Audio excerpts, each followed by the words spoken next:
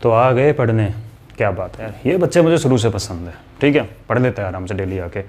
आज जो क्वेश्चन है ना यार, मतलब मेरा मन खुद खुश हो गया ऐसे क्वेश्चन देख के। वाह मस्त क्वेश्चन है। तो एक आपके सामने खाना परोस रहा हूँ, डेजर्ट पे नज़र डालो, और मेन कोर्स तो यार बड़ा ही लाजवाब है। लास्ट के क्वेश्चन और पढ़ के देखो। Square equilateral triangle have same perimeter, diagonal of square is this. तो आपको एक ट्राइंगल का एरिया निकालना है। Every side of triangle is double, तो बताओ एरिया में कितना इंक्रीज होगा।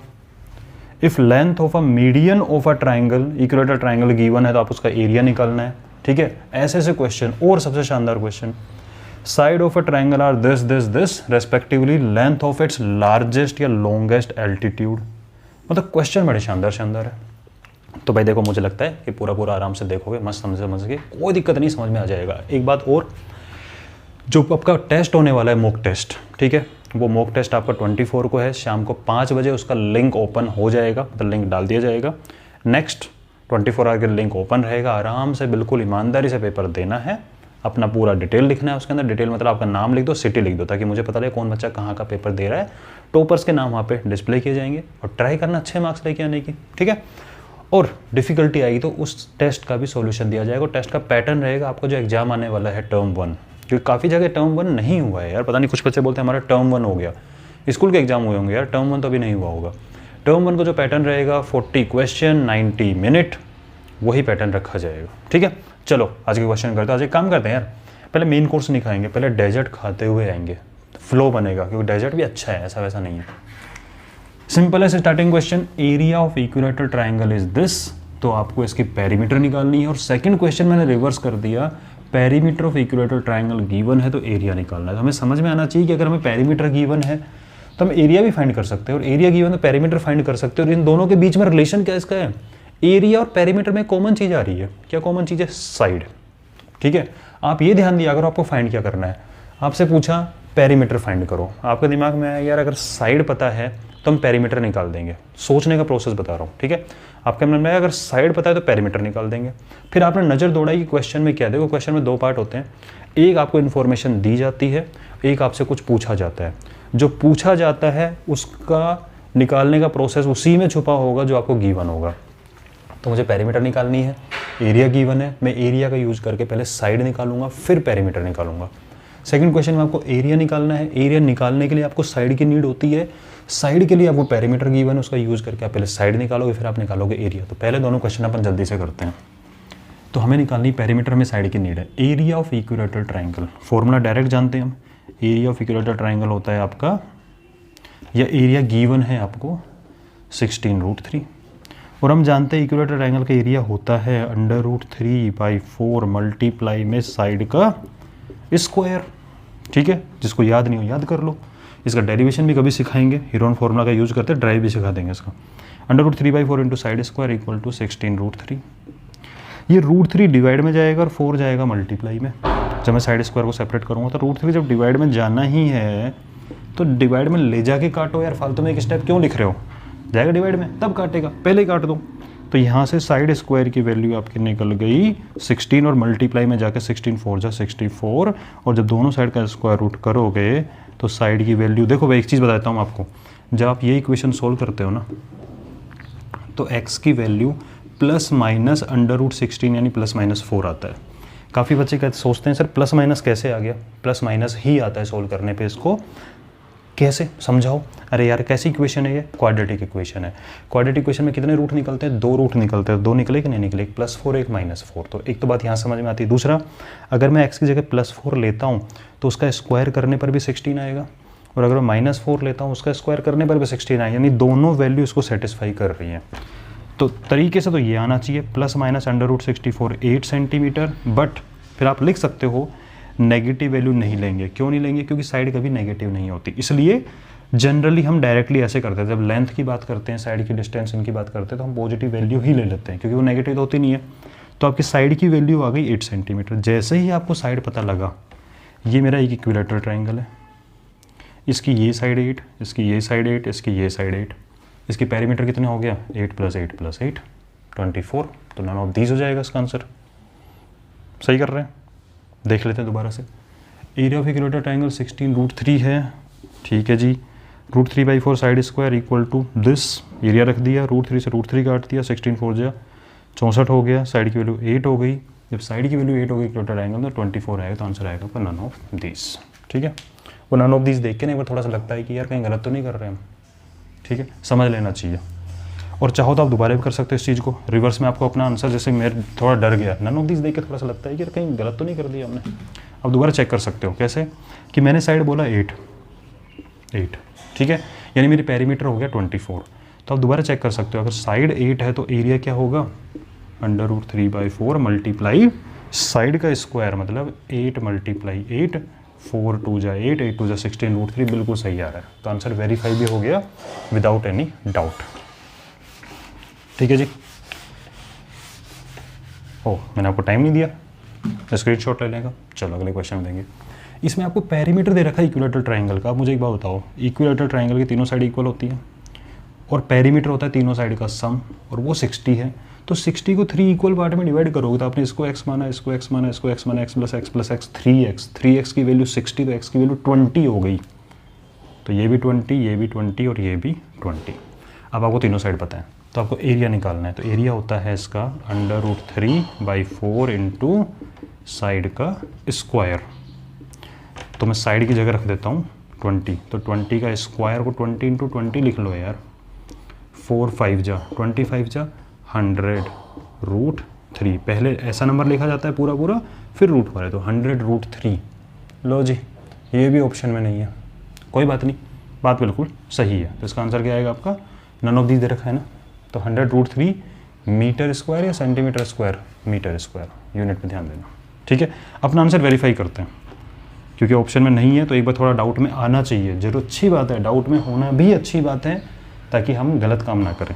ठीक है, तो मैंने बोला एरिया है 100 √3, तो आपने इसका यूज किया √3/4 इंटू साइड का square equal to this area 100 √3। तो इसका यूज करके मैंने देखा √3 से √3 कट गया, तो यहाँ से साइड स्क्वायर की वैल्यू हो गई 4 डिवाइड वाला मल्टीप्लाई में जाएगा। ठीक है, तो साइड की वैल्यू हो जाएगी 20, बिल्कुल सही है। और इक्विलैटरल ट्रायंगल में अगर साइड की एक की वैल्यू 20 तो बाकी भी 20 रहेंगे, 20 + 20 + 20 60। ये वेरीफाई करने का तरीका है। ठीक है, ये मैं सोचना, मैंने सोल्व नहीं करा क्वेश्चन एक्चुअल में पहले, तो मुझे नहीं पता था कि इसका आंसर नन ऑफ दीज आने वाला है। ठीक है, इसलिए थोड़ा सा लगा मैंने कि यार आंसर मिल नहीं रहा, गलत तो नहीं कर दिया। आपको भी रुकना चाहिए इससे।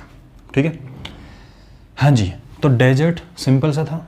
ठीक है, इससे रिलेटेड क्वेश्चन पहले भी करा चुका हूँ। अब धीरे धीरे मेन कोर्स की तरफ इंक्रीज हो रहे हैं, बढ़ रहे हैं। क्या है यार, an isosceles right triangle has area 8 centimetre square. एक राइट ट्राइंगल है, मतलब इसमें एक राइट एंगल होगा। ये आइसोस्केलस है, ध्यान से सुनो इसको। एक राइट ट्राइंगल है और वो आइसोस्केलस भी है। राइट ट्राइंगल में आइसोस्केलस की बात कर रहे हैं कैसे, कि राइट ट्राइंगल है, ठीक है, एंगल 90 डिग्री, इसमें हाइपोटेनस होगा, बेस होगा, परपेंडिकुलर होगा। राइट ट्राइंगल हो गया। अब आइसोस्केलस, दो साइड इक्वल होंगे, तो बच्चे गलती से इसको इसके इक्वल कर देते हैं या इसको इसके इक्वल। यार एक बात बताओ मुझे, हाइपोटेनस के बारे में हम जानते हैं लॉन्गेस्ट साइड होती है, तो ये तो किसी की इक्वल नहीं हो सकती। जो सबसे बड़ा होगा उसका तो कंपेरिजन ही नहीं किसी के साथ में, तो ये दो साइड इक्वल होंगे। ठीक है, अब जब ये वाला डायग्राम बन ही गया है, ठीक है, तो डायग्राम जब बन गया है तो मैं आपको एक चीज़ बताता हूँ जो कि आगे जाके काम आएगा। पहले इस चीज़ को समझ लो, थर्ड क्वेश्चन में बात करते हैं कि आपके सामने कभी भी राइट एंगल ट्रायंगल बना हो और ये दो साइड इक्वल हों, तो हाइपोटेन्यूस की वैल्यू आप डायरेक्टली बता सकते हो। कैसे, एक दो एग्जांपल देखो फिर समझ में आएगा। मान लो मैंने इसको 4 रख दिया, तो ये भी क्या होगा 4। मैं इस सिचुएशन की बात कर रहा हूँ, ये वाली सिचुएशन आपके स्क्वायर में भी बनती है। ये देखो, स्क्वायर में अगर साइड ये 4 हो और ये साइड 4 हो, तो आपसे पूछे डायगोनल कितना है, तो आप डायरेक्टली बता सकते हो। कैसे, ध्यान से देखो। हाइपोटेनस की वैल्यू क्या होगी, अंडर रूट में इसका स्क्वायर प्लस इसका स्क्वायर, 16 + 16, तो अंडर रूट में 32। अंडर रूट 32 को बाहर निकालना है, तो मैंने 32 की जगह लिख दिया, 32 की जगह लिख सकते हो आप इसको 16 2 जा लिख सकते हैं। 16 रूट के बाहर कैसा बन के निकलेगा, 4 बन के, और ये बन जाएगा √2 रह जाएगा अंदर। तो हाइपोटेनस की वैल्यू होगी 4√2। थोड़ा सा पैटर्न समझ में आया कि अगर ये 4 है, ये 4 है, तो ये 4√2 होता है। ठीक है, अब आपको लग रहा होगा सर ये तो तुक्का लग गया इस चीज़ में, कुछ और बताओ। चलो ये मैंने मान लिया 5 और ये मान लिया 5, ठीक है। तो अंडर रूट में 5 का स्क्वायर प्लस 5 का स्क्वायर वो हाइपोटेन्यूस होगा, 5 का स्क्वायर इज 25, 5 का स्क्वायर इज 25। अंडर रूट में 50 और 50 को लिख सकते हो आप 25 2 जा, और 25 5 बन के बाहर आ जाएगा √2।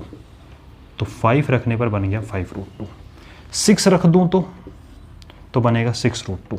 7 हो तो बनेगा 7√2, ठीक है। ऐसे ही यहाँ पे हो रहा है। तो 8 हो तो 8√2, और अगर x हो तो x√2। ये याद रख लेना कि अगर दोनों साइड इक्वल होती हैं, ये वाला आप स्क्वायर की बात कर लो या तो अपना डायगोनल कैसे निकलता है या हाइपोटेन्यूस कैसे निकलेगा, जस्ट √2 से मल्टीप्लाई कर दो उसको, ठीक है। ये चीज़ काम आएगी। अब अपने क्वेश्चन पे आते हैं।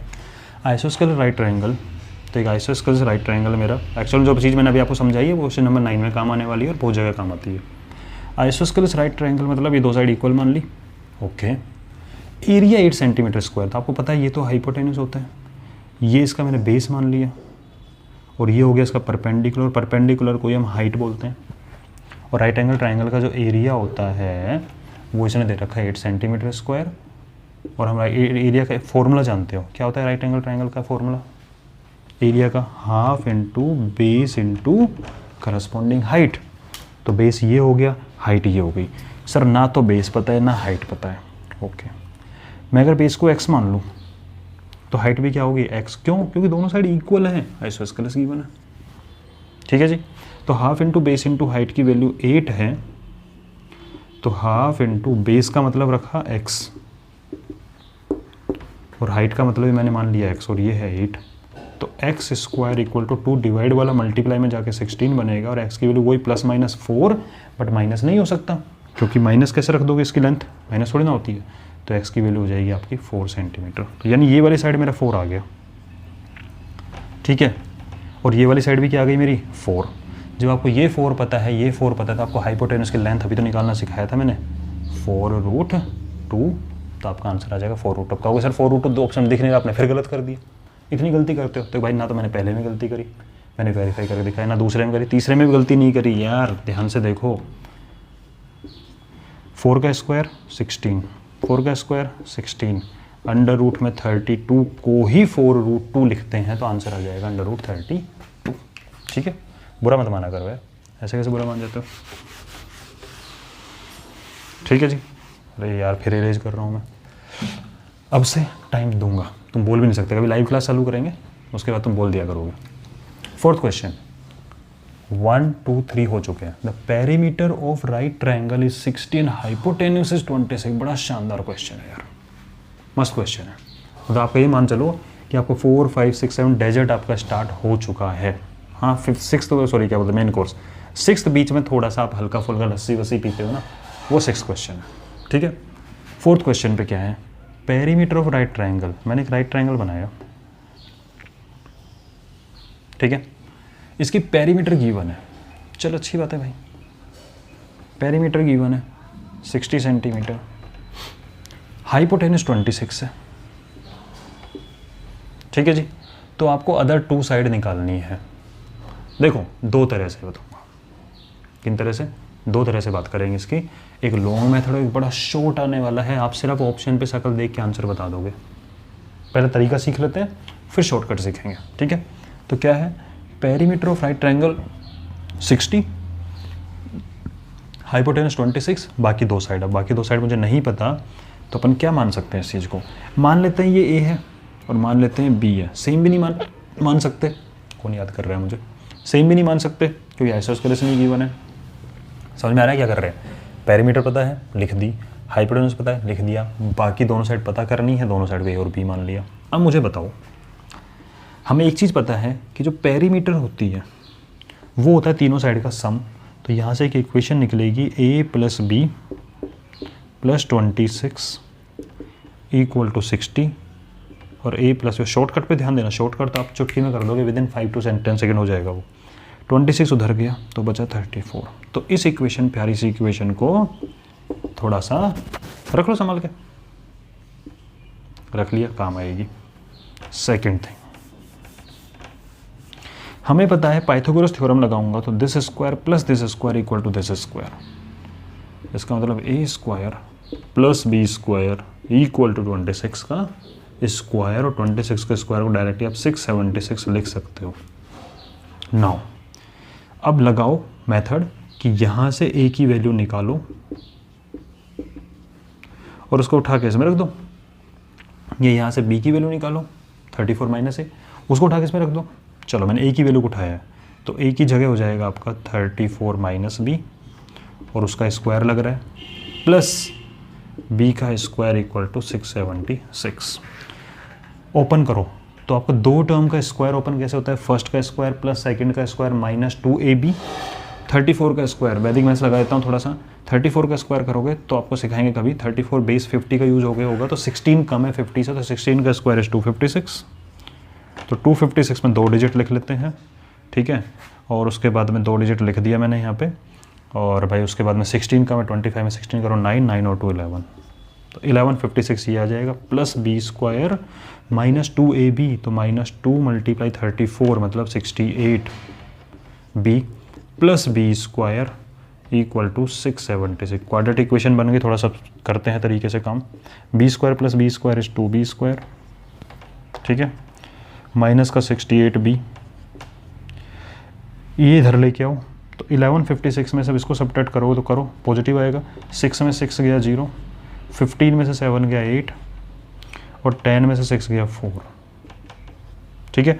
अब 2 कॉमन ले लो, सब में आ रहा है 2 कॉमन, तो जैसे मैंने यहाँ पे 2 कॉमन लिया तो 2 कॉमन लेते ही तो बना बी स्क्वायर, ठीक है। देखो 2 कॉमन ले रहा हूँ और बाद में 2 यहाँ से कट जाएगा 0 से, तो 2 कॉमन ले बना बी स्क्वायर माइनस यहाँ से 2 चला गया तो बना 34b और यहाँ से 2 गया तो बना है 240।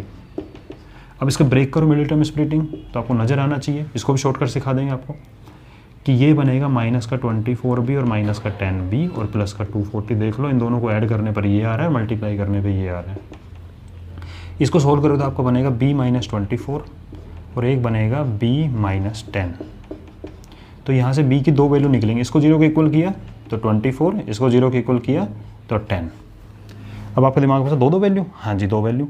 तो अगर b इक्वल टू 24 है, इफ़ b इक्वल टू 24, तो अगर b 24 है तो a की वैल्यू क्या होगी, तो रख दो यहाँ पे b की जगह 24, तो a की वैल्यू होगी 34 माइनस 24 10। और अगर b इक्वल टू आपने 10 यूज़ किया तो रखो b की जगह 10, तो 34 माइनस 10 इज 24। कहने का मतलब ये है आप कैसे डिसाइड कर लोगे कि ये 24 है और ये 10 है, ये भी 24 ये भी 10 हो सकता है, ठीक है। इसलिए अपने 2 आंसर आ रहे हैं। लेकिन अगर इसमें मेंशन कर देता कि ये वाला जो परपेंडिकुलर है कुछ भी ये बड़ा है छोटा है तो अपन एक आंसर देते हैं। तो अपना आंसर आ रहा है एक तो 24 और एक 10, तो आंसर हो जाएगा ये वाला, ठीक है। नोट कर लो, स्क्रीनशॉट ले लो इसका। अब बात करते हैं, सर आपने शॉर्टकट के बारे में कुछ बोला था। शॉर्टकट है, ट्रिक नहीं है, लॉजिक है, ठीक है। डिफरेंस होता है, ट्रिक व्रिक सिखाना नहीं, भूल जाते हैं, लॉजिक सीखो। आप मुझे एक चीज़ बताओ कि ये जो भी वैल्यू आएगी ये दोनों, उनके स्क्वायर प्लस स्क्वायर करने पर इसके स्क्वायर के इक्वल होगा? बिल्कुल होगा। तो अपन ऑप्शन से उठाओ। आपने ये ऑप्शन उठाया कि चलो इसको 24 रखते हैं, इसको 10 रखते हैं, ईगो भी मतलब है ना, इसको 24 इसको 10 रख सकते हैं, कोई दिक्कत नहीं है। इसका स्क्वायर क्या, 24 का स्क्वायर इज 576, इसका स्क्वायर क्या 10 का स्क्वायर इज 100 और 26 का स्क्वायर क्या 676। क्या इन दोनों का सम करने पे इसका इक्वल आ रहा है? आ रहा है, ठीक है। लेकिन ज़रूरी नहीं आंसर पर सही हो, ठीक है।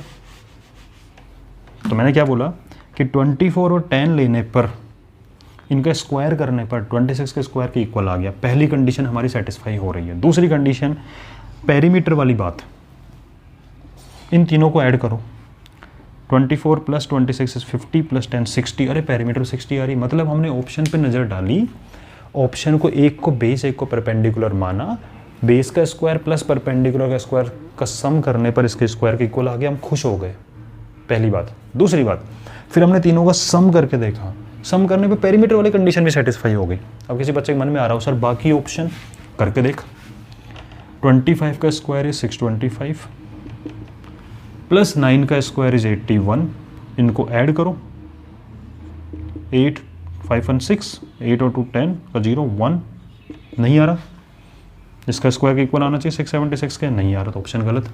इनका सम करो, 20 का स्क्वायर इज 400, 14 का स्क्वायर इज 196, ऐड कर 596 आ रहा है, इसका इक्वल नहीं आ रहा तो ये ऑप्शन गलत। इनका स्क्वायर कर, 20 का स्क्वायर है 676 हो गया, तो 8 का स्क्वायर ऐड करने पर और बड़ा हो जाएगा। तो हम ऑप्शन का यूज़ करके भी कर सकते हैं, कंडीशन सेटिस्फाई करके। और पूरा मेथड भी हमें आना चाहिए, क्योंकि सब्जेक्टिव अभी तो नहीं हो रहा, इन फ्यूचर तो होगा, कोरोना थोड़ा ना लाइफ टाइम रहने वाला है। ठीक है जी, हाँ जी, यहाँ तक समझ में आया या नहीं आया, थोड़ा सा एक बार कमेंट करके बता दो यार इस चीज़ को, आ रहा है समझ में? ठीक है, क्योंकि अपना मेन कोर्स बाकी है, आगे तभी चलेंगे। नाउ फिफ्थ क्वेश्चन बड़ा सिंपल सा है। Edge of triangular board is this cost of painting at the rate of 9 paisa per centimetre square. Wow, तो टोटल कॉस्ट बताओ, 2 रुपये लगेंगे, 2.16 रुपीज़ लगेंगे, 2.48 या 3 रुपीज़। इतना सस्ता कौन सा ज़माना है यार ये, है आज के टाइम में तो नहीं होता ये। तो एक ट्रायंगुलर बोर्ड है आपके पास में, इसकी साइड एक 6 मान ली, इसकी साइड एक 8 मान ली, इसकी साइड एक 10 मान ली। अब ये भी बड़ा इंटरेस्टिंग क्वेश्चन चलो बन गया। मैं कह रहा हूँ इस डायग्राम पे नज़र डालना एक बार ज़रा, कि इसको चलो 6 मान लिया, इसको 8 मान लिया, इसको 10 मान लिया। कुछ बच्चे करेंगे हीरोन फॉर्मूला, और यही मिस्टेक करते हैं। देखो इस चैप्टर में ना वही बात है भाई, चैप्टर मैंने समझाना चालू किया नहीं, अभी तो अपन सिर्फ वर्कशीट कर रहे हैं, जब चैप्टर करेंगे तब बताएंगे इन चीज़ों को, ठीक है, डिटेल में। लेकिन अभी समझ लो छोटा सा, कि कभी भी हीरोन फॉर्मूला जो है ना वो एक्चुअल में लास्ट स्टेप है। मतलब जो आपके पास में सारे फॉर्मूला खत्म हो जाए ना ट्रायंगल के एरिया निकालने के, तब जाके हीरोन फॉर्मूला की तरफ देखो। अदरवाइज अगर आपको पता लग जाए कि राइट एंगल ट्रायंगल है, तो आप half into base into height लगा दो। जरूरी नहीं आपको डायरेक्टली देगा, वो पता भी करते हैं। आपको पता लगे इक्विलेटरल ट्रायंगल है, तो √3/4 इंटू साइड स्क्वायर लगाओ। पता लगे यार इनमें से कुछ भी नहीं लग रहा, तब हीरोन की तरफ जाओ, क्योंकि हीरोन वाला फॉर्मूला वैसे सिंपल है लेकिन थोड़ा सा लंबा पड़ जाता है। तो जैसे ही मुझे साइड नज़र आई यार 6, 8, 10, मेरा 8th क्लास की नॉलेज फुदकने लगी है यार। 6, 8, 10 तो पाइथागोरियन ट्रिपलेट होता था, ठीक है, क्योंकि 6 का स्क्वायर 36 प्लस 8 का स्क्वायर 64 इक्वल टू 10 का स्क्वायर होता है। अरे भाई ये तो पाइथागोरियन ट्रिपलेट है, मतलब पाइथागोरस थ्योरम लग रही है, मतलब राइट एंगल ट्रायंगल है और इसमें 90 डिग्री ये हो सकता है, ये नहीं हो सकता, क्योंकि लॉन्गेस्ट साइड के सामने वाला ही 90 डिग्री होता है। अरे भाई राइट एंगल ट्रायंगल है, एरिया निकालना है, हाफ इंटू बेस, तो बेस 6 मान लो, हाइट को 8 मान लो। डायग्राम को थोड़ा ऐसा बना लो खुश हो जाओ। लो ये 6 है, ये 8 है, ये 10 है, कोई दिक्कत नहीं है। हाफ इंटू 6 इंटू 8, 2 से कट गया 3, 8 3 जा 24 centimetre square is the area. तो ये ध्यान देने वाली बात है, हीरोन की तरफ मत भगा करो हर बार, ठीक है। आपको ये पता लग गया। और इसने बोला पेंट करवा रहे हो, पेंट करते हैं तो एरिया पे ही करते हैं, और कभी बाउंड्री पे कुछ काम होता है वो पेरीमीटर से रिलेटेड होता है, ठीक है। इतने सेंटीमीटर स्क्वायर इसका एरिया निकला। 1 यूनिटरी मेथड लगाते हैं, 1 सेंटीमीटर स्क्वायर का पेंट करने के पैसे लगते हैं 9, तो 24 सेंटीमीटर स्क्वायर का पैसा करने का लगेगा टोटल मल्टीप्लाई बाई 24, ठीक है। 24 का टेबल बोलो 9 टाइम, तो 24 10 जा 240, 9 बोलना है तो 216, अगर टेबल नहीं भी आती है तो। और इतने पैसे हैं तो रुपीज़ में कन्वर्ट करना, 100 से डिवाइड किया तो 2.16 इज द आंसर। तो इस क्वेश्चन में सीखने वाली बात ये थी कि यार जो साइड गिवन है ना, एक बार फटाफट से चेक कर लिया अगर कहीं पाइथागोरस थ्योरम तो नहीं लग रही, और अगर पाइथागोरस थ्योरम लग रही होगी तो फिर हीरोन की तरफ क्यों जाना, ठीक है जी। तो अपने 1 to 5 क्वेश्चन आज हो गए। आज तो यार हमने ऊपर से स्टार्ट कर दिया, कमाल हो गया नहीं, पहली बार। चलो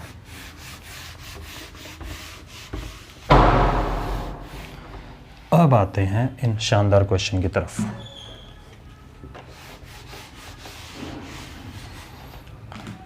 साइड ऑफ ट्रायंगल गिवन है, आप बड़े खुश हो गए, तीनों साइड पता है हम एरिया निकाल देंगे, लेकिन इसने एरिया पूछा ही नहीं, आपसे पूछ लिया लेंथ ऑफ लॉन्गेस्ट एल्टीट्यूड। अब लॉन्गेस्ट एल्टीट्यूड का क्या मतलब है? एल्टीट्यूड आपको पता है ट्रायंगल में 3 एल्टीट्यूड होते हैं, वर्टेक्स से सामने वाली पे परपेंडिकुलर डाल दो एल्टीट्यूड बन जाता है।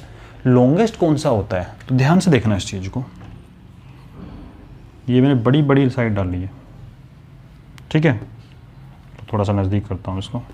ये लंबी लंबी साइड है और ये साइड है, आपको नज़र ही आ रही होगी, ये छोटी साइड है। चलो और लंबा कर लो यार इसको, ठीक है। एक चीज़ दिखाना चाहता हूँ मैं आपको यहाँ पे, लो,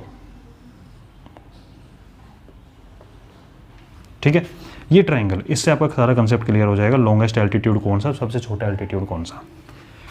ये साइड इतनी लंबी लंबी है तो यहाँ से यहाँ तक का डिस्टेंस ज़्यादा होगा कि नहीं होगा? अगर मैं एल्टीट्यूड 90 डिग्री डाल रहा हूँ तो आपको सबसे लंबा ये नज़र आएगा, ठीक है।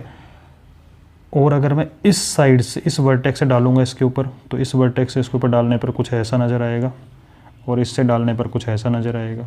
तो इनकी लेंथ आपको छोटी छोटी दिखेगी। कहने का मतलब ये जो सबसे छोटी साइड होती है ना, उसके ऊपर जो एल्टीट्यूड आता है वो सबसे लंबा होता है।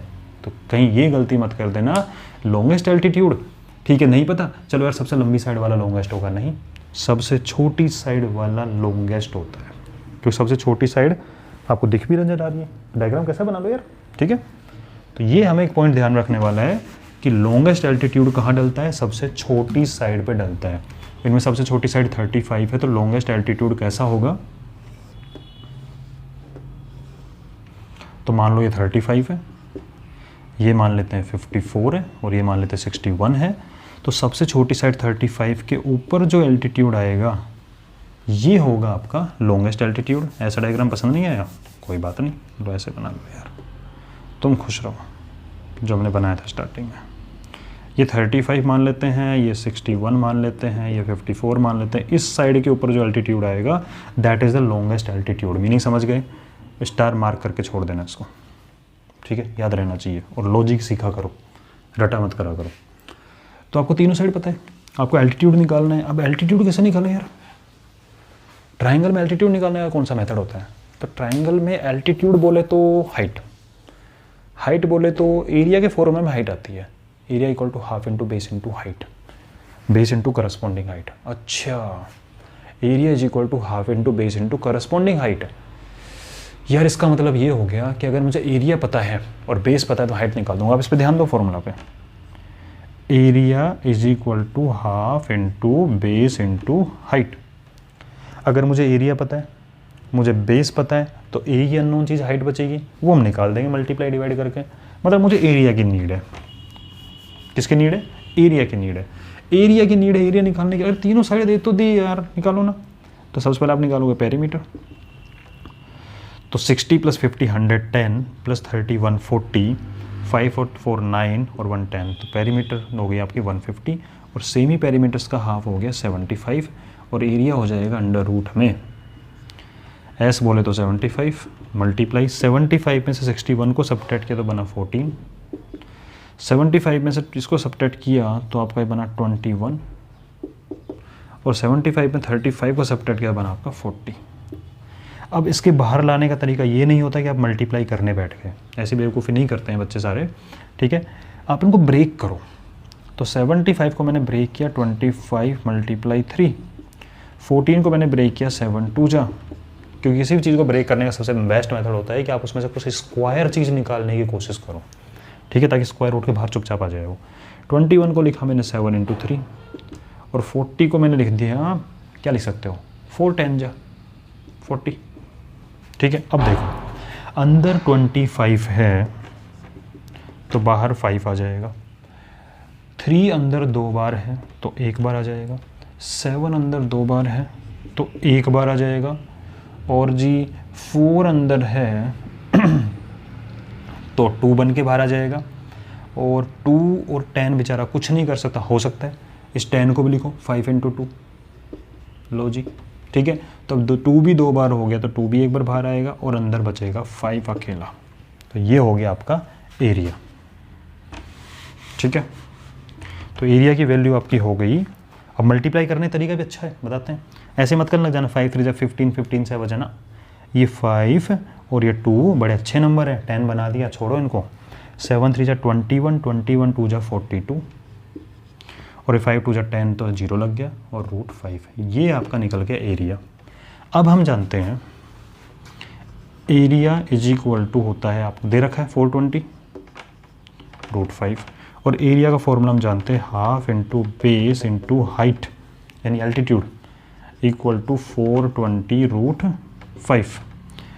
यार बेस कौन सा लेंगे, ये वाला लेंगे, ये क्यों नहीं लिया, अरे भाई एल्टीट्यूड भी इसके करस्पॉन्डिंग है, क्योंकि लॉन्गेस्ट एल्टीट्यूड होता है शॉर्टेस्ट साइड के वाला, ठीक है। अभी समझाया मैंने आपको डायग्राम बना के। तो हाफ इंटू बेस की जगह लिखा 35, हाइट को हम जानते नहीं है, इक्वल टू 420 √5। यहाँ से हाइट की वैल्यू निकालनी है, तो 420 √5, 35 मल्टीप्लाई में था तो भाई साहब चला गया डिवाइड में, ठीक है। और 2 इसके डिवाइड में था तो 2 चला गया मल्टीप्लाई में। ओके 7 5 जा, ठीक है 7। और अच्छा आप एक काम करो यार, 35 का डबल करो 70, और 70 का 6 टाइम ये होता है तो 12 टाइम कटेगा, ये काट के देख लेना आप, ठीक है। 12 2 जा 24 √5, दिस इज़ दी एल्टीट्यूड। कहीं है? अरे यार ऐसे मत करो, कहीं मिस्टेक की है मैंने। मिस्टेक कहाँ की है? मिस्टेक पकड़ते हैं, एक सेकंड दो मुझे, बड़ी मिस्टेक कर रहा हूँ आज मैं, हालांकि पहली मिस्टेक है बट मुझे फील बार बार हो रहा है। रुको एक बार, अरे सही है सही है सही है, मैं भी यार क्या कर रहा हूँ, सही कर रहा हूँ लेकिन थोड़ा सा मैं क्या कर दिया गड़बड़, तो वही आंसर आएगा 24 √5। मैंने क्या किया, ऑप्शन इसमें ढूंढ रहा हूँ। क्वेश्चन ये वाला था 6, तो ऑप्शन यहाँ मिलेगा ना यार, ठीक है। मुझे लगा मैं शायद ये वाला क्वेश्चन सॉल्व कर रहा हूँ, सॉरी क्वेश्चन करेक्ट था, ठीक है। तो हमने इसका प्रोसेस क्या फॉलो किया, प्रोसेस ये फॉलो किया कि भाई हमें एक चीज़ पता ये होनी चाहिए कि लॉन्गेस्ट एल्टीट्यूड कौन सा होता है। तो सबसे छोटी जो साइड होती है ना उसके सामने वाला एल्टीट्यूड होता है लॉन्गेस्ट, पहली बात। दूसरा, उसको निकालने के लिए हमने फॉर्मूला यूज़ किया half into base into height, बिल्कुल कर। उसके लिए हमें एरिया चाहिए, तो एरिया के लिए तीनों साइड पता थी, उसका यूज़ करके पहले एरिया निकाला, उस एरिया को इक्वल रख दिया half into base into height. Base कौन सा लेना है, सबसे छोटा, उसके सामने वाला सबसे लंबा। तो अगर मान लो सपोज करो आपसे पूछ लिया सबसे शॉर्टेस्ट एल्टीट्यूड कौन सा होगा, तो सबसे लंबी साइड के ऊपर डलता है वो, ठीक है। चलो जी अब करते हैं 7th question. If length of median of an equilateral triangle is x centimetre then its area is. तो मुझे एक चीज़ बताओ, मीडियन को आप एरिया से रिलेट कैसे करोगे, सोचो जरा एक बार। तो मीडियन को एरिया से रिलेट करने का हमने कुछ सीखा ही नहीं है, तो यार हम हो गए कन्फ्यूज कि यार ये क्या चक्कर है। मीडियन से रिलेटेड बात कर दी इसने एरिया के लिए, फिर हमारी नज़र पड़ी इसके अंदर एक वर्ड पे, और वो वर्ड क्या था हमारा, वर्ड है इक्विलेटरल ट्राइंगल। और हम खुश हो गए। क्यों खुश हो गए? क्योंकि भाई साहब इक्विलेटरल ट्राइंगल में मीडियन होता है जो इसको सामने वाली साइड को 2 इक्वल पार्ट में डिवाइड करे। इक्विलेटरल ट्राइंगल में मीडियन और एल्टीट्यूड एक ही बात होती है। आइसोस्केलस के अंदर भी ये वाला मीडियन और एल्टीट्यूड एक ही बात होती है, ठीक है। तो हम खुश हो गए, और एल्टीट्यूड को एरिया से रिलेट करना तो हमें आता है half into base into height, ठीक है, कर देंगे। चलो जी तो डायग्राम करते हैं। Length of median of equilateral triangle is x. बताओ जी, ये भी एक्स दे रखी है, मीडियन की लेंथ एक्स हो गई, और आपको इसका एरिया फाइंड करना है। लो हमें सिर्फ इतना सा पता है, हमें इसका एरिया फाइंड करना है। एरिया फाइंड करना है मतलब मुझे पता होना चाहिए साइड, पता होनी चाहिए आपको साइड, ठीक है जी, आपको साइड पता होनी चाहिए। अब साइड आपको पता करनी है तो मान लो, मान सकते हैं। और मैंने मानना आपको तरीका से कहा था, आप चाहो तो इसको ए मान सकते हो, लेकिन बेटर होगा इसको 2a और इसको 2a मानना, क्योंकि 2a बाद में 2 इक्वल पार्ट में डिवाइड हो गए, ये भी a और ये भी a। प्रीवियस क्लास में सिखा चुका हूँ मैं चीज़, फिर बता दिया 2a मान लो, बेटर हो जाता है। क्योंकि a मानो तो a का हाफ a/2 लिखना पड़ेगा, कैलकुलेशन थोड़ी अच्छी नहीं लगेगी। तो हमारा क्या था question, length of median equilateral triangle के मीडियन की लेंथ x है, और आप उसका एरिया निकालना है। मतलब मेरा टारगेट है कोई एक साइड पता करना। फिर मैंने ध्यान दिया यार ये तो राइट एंगल ट्राइंगल है, इस राइट एंगल ट्राइंगल में इसको मैं इग्नोर मार रहा हूँ, ठीक है। इस राइट एंगल ट्राइंगल में आपको तीनों चीज़ पता है ना, पता है तो निकालो, ठीक है जी। तीनों चीज़ पता है तो मैंने लिखा हाइपोटेन्यूज का square is equal to base का स्क्वायर प्लस परपेंडिकुलर का स्क्वायर। 2 का स्क्वायर इज 4, a का स्क्वायर इज a स्क्वायर, इधर a स्क्वायर को इधर ले आओ, सब्ट्रैक्ट कर दो, equal to X square. Like term को एक साइड करते हैं। 4a स्क्वायर में से जब a स्क्वायर निकल गया तो बचा आपका 3a स्क्वायर, और इस 3a स्क्वायर की वैल्यू है आपकी एक्स स्क्वायर। और यहाँ से अगर आप निकालोगे तो a स्क्वायर की वैल्यू होगी एक्स स्क्वायर, 3 चला जाएगा डिवाइड में, और यहाँ से a की वैल्यू निकालोगे तो दोनों साइड का स्क्वायर रूट करोगे, तो एक्स स्क्वायर का स्क्वायर करने पे तो x, और नीचे बच गया √3 आपका। उस प्लस माइनस नहीं लगा, अरे भाई साइड है ये भी, तो a की वैल्यू ये निकल के आ गई। लेकिन हमें चाहिए साइड, और साइड है 2a, तो ये वाली साइड की लेंथ हो जाएगी 2 मल्टीप्लाई दिस, तो 2 मल्टीप्लाई x अपॉन में √3। आपको साइड पता है इक्विलेटरल ट्राइंगल की, तो आप लगाओ ना फॉर्मूला यार, ठीक है। क्या फॉर्मूला लगाओगे, बिल्कुल लगा सकते हो, कौन सा, √3/4 इंटू साइड स्क्वायर, एरिया का फॉर्मूला, क्योंकि हमें एरिया फाइंड करना है। हमें साइड पता लग गई ना 2a, स्टेप बाय स्टेप चलो। √3/4 इंटू साइड स्क्वायर, √3/4 साइड का स्क्वायर, इसका स्क्वायर करना है, लो जी 2x अपॉन √3 का स्क्वायर करना है अब हमें। तो √3/4 तो ये रहा, 2 का स्क्वायर करा तो 4, x का स्क्वायर करा तो x स्क्वायर, √3 का स्क्वायर करा तो 3, 4 से 4 कट गया। देन आंसर कैसा है अपना इसका देख लेते हैं एक बार। ओके, ध्यान से देखो इस चीज़ को। तो अपना आंसर निकला अभी तक तो √3x स्क्वायर और डिवाइड बाई 3। इस 3 को नीचे वाले को क्या मैं √3 मल्टीप्लाई √3 लिख सकता हूँ? बिल्कुल लिख सकते हो। एक √3 से √3 कट गया तो आपका आंसर आ गया x² अपॉन √3। और आप चाहो तो एक मेथड और लगा सकते हो साइड निकलने के बाद में। कौन सा मेथड?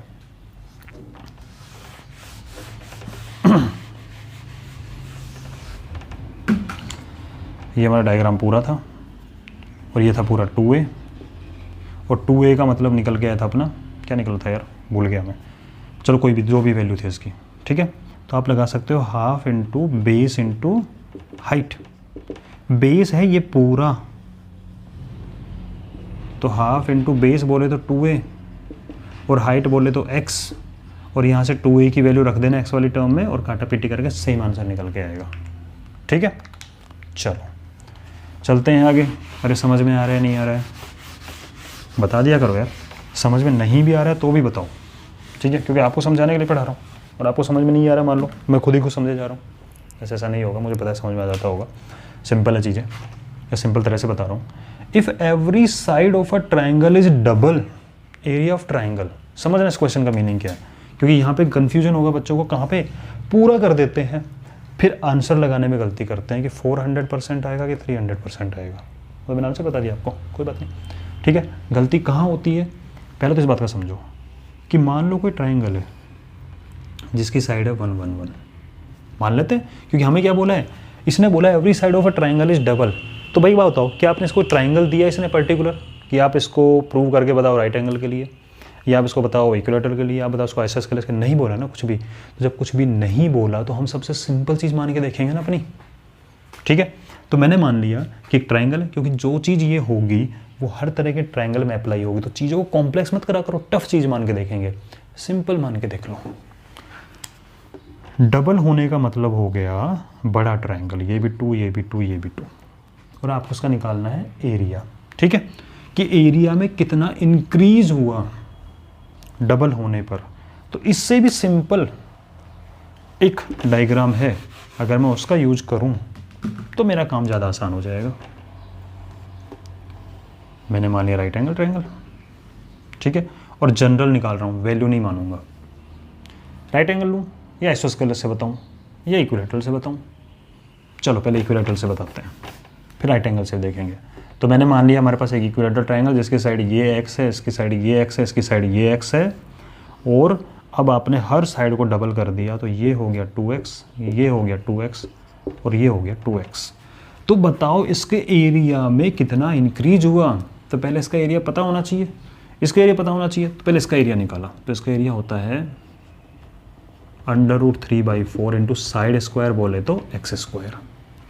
इसका एरिया भी क्या होता है √3 मल्टीप्लाई साइड का स्क्वायर, और साइड है इसकी 2x। अब देखो √3/4 रहेगा, x² रहेगा, 2 का स्क्वायर 4 आएगा, मैं 4 को बाहर ले लूँ, कोई दिक्कत है नहीं है। अब तुम इन दोनों चीज़ों को ध्यान से देखो,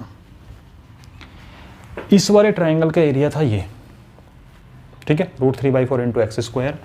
इस ट्रायंगल का एरिया में ये वाली चीज़ तो सेम आ रही है, √3/4 इंटू x², यानी कि पुराना वाला एरिया था वो तो है ही, पर पुराने वाले एरिया का 4 टाइम्स हो गया। साइड को डबल करा, एरिया में कितना टाइम हो गया?